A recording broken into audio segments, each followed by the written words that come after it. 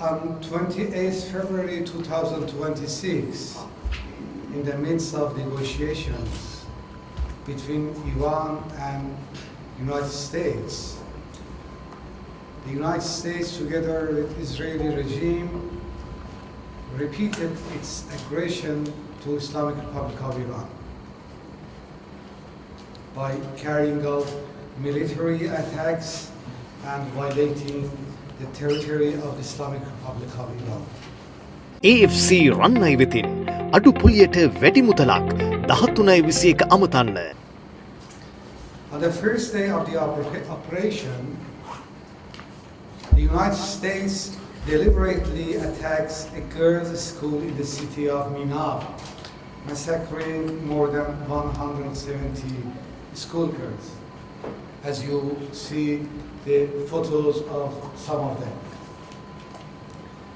Continuing its attacks on 25th of February, in blatant violation of all international laws and principles, the United States assassinated the leader of the Islamic Republic of Iran at his home together with his family.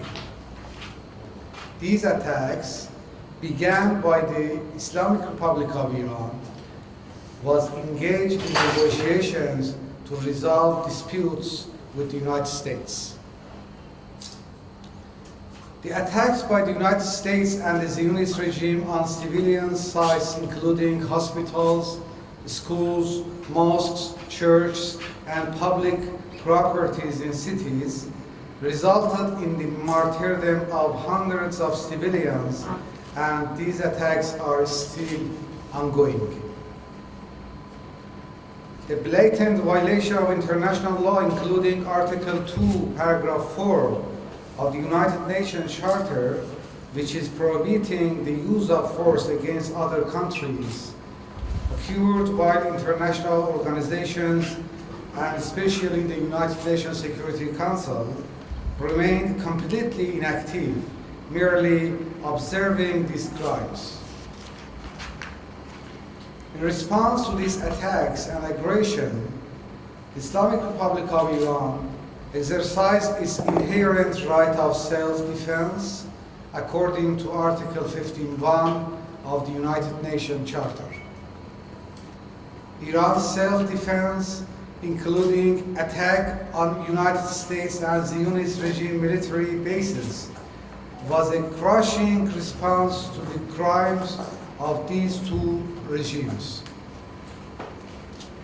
As repeatedly stated before, in the event of attack on Iran from United States military bases in neighboring countries, the Islamic Republic of Iran would target those bases, observing the use of such bases by the United States in some neighboring countries. Iran carried out targeted attacks on them. It must be emphasized that Iran's attacks on United States bases in neighboring countries do not constitute a violation of these neighboring countries' sovereignty. They were solely acts of self-defense and direct response to United States attacks. Neighboring countries could not be an immune for our enemies. The important point in this regard is that, and it is our message to our neighboring countries, please don't be complicit in the crimes of the United States and Israel regime.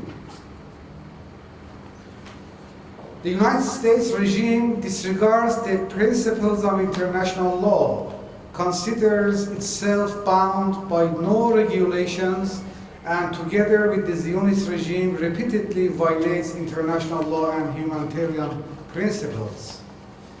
In a violation of humanitarian law, on March 2026, the IRIS Dena, a vessel of the Islamic Republic of Iran Army, returning from the multinational naval exercise Milan 2026 in India, was targeted near Sri Lanka waters by United States submarine.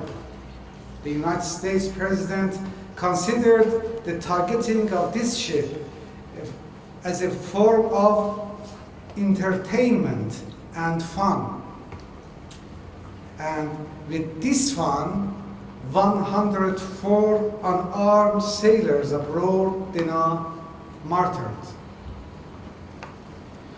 According to humanitarian law, attacks on the hostile party are only permitted on the battlefield, whereas this ship was more than 1,100 nautical miles from the battlefield and had no weapons or defensive capabilities.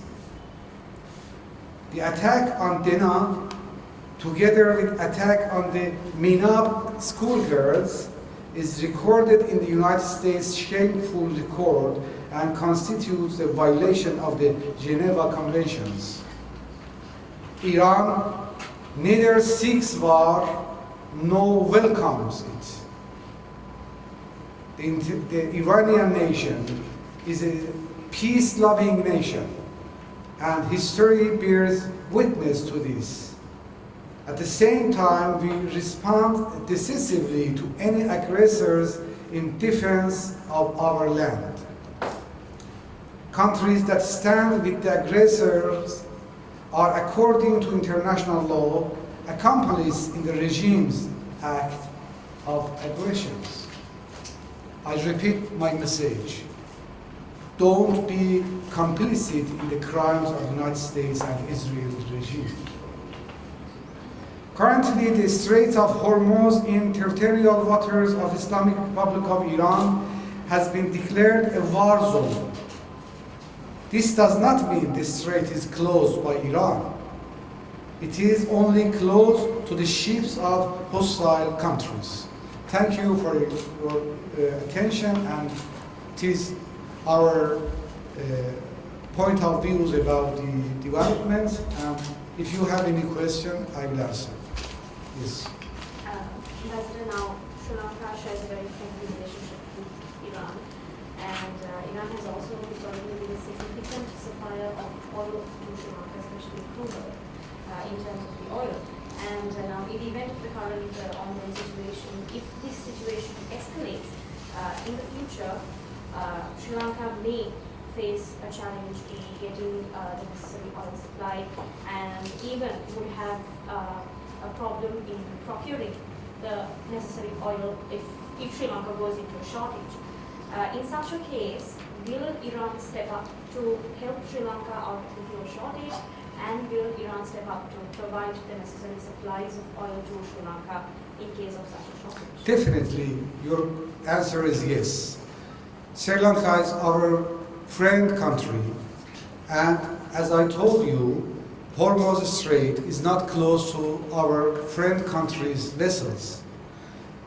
Because of that, Iran always is ready to provide all necessities of friendly countries like Sri Lanka. And in any case, if Sri Lanka demands oil or any other necessity goods, Iran will supply and provide these goods to Sri Lanka. We don't want to see Sri Lanka in trouble. And nation of Sri Lanka is very esteemed and respected people to Iran.